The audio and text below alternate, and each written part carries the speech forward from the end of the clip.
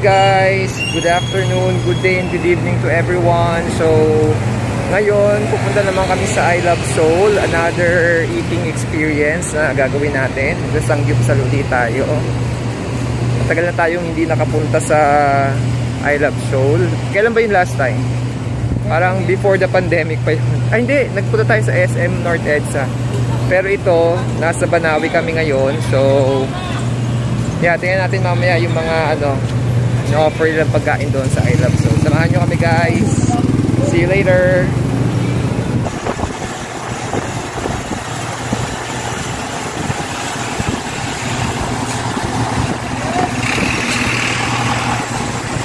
Yan guys, ito na I Love Seoul located at Banawi. And dito tayo kakain. Check natin guys.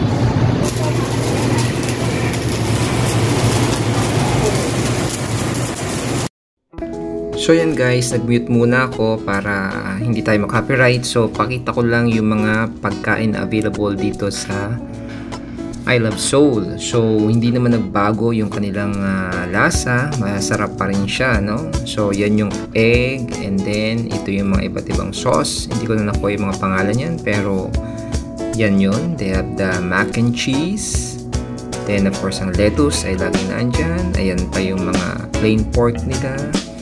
And there are different marinated porks, no, na pwede nyo pagpilian. They also have the beef and they have the chicken. So lahat ng mga meat na yan pwede ninyong enjoy unlimited, no?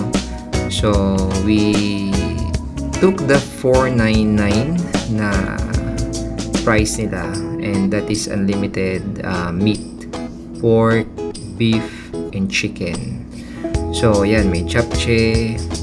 And they also have yung dessert nila na parang sago gulaman and sago and saging.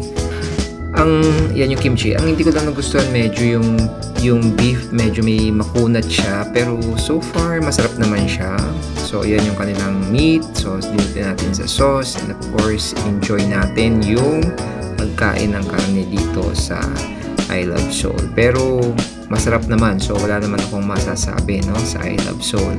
So na-try din namin before yung sa SM branch nila dito sa may North EDSA, and ito ay located naman sa may Banawi. We used to eat here, and ngayon lang kami nakabalik dito sa may Banawi, and we really enjoy the food dito sa I Love Seoul, at hindi masyadong madami ang tao at that time, kaya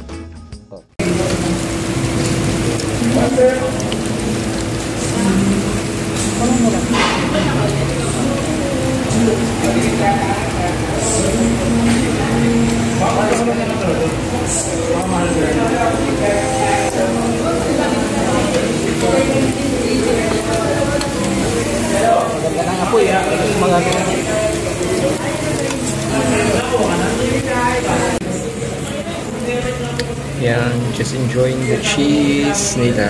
So masarap to guys, so just try it kung gusto nyo pumunta dito. So this is located lang sa may Banawi lang, and surely you will really enjoy the food, samji, and the venue dito sa may Banawi. So yan yung kanilang egg na inulit-ulit ng order kasi masarap yung kanyang pagkakaluto.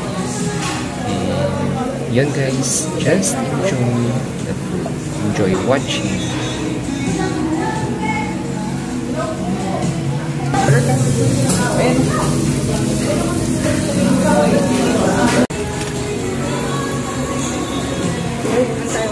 Boss, order ko ang dakdal. Ito ba to?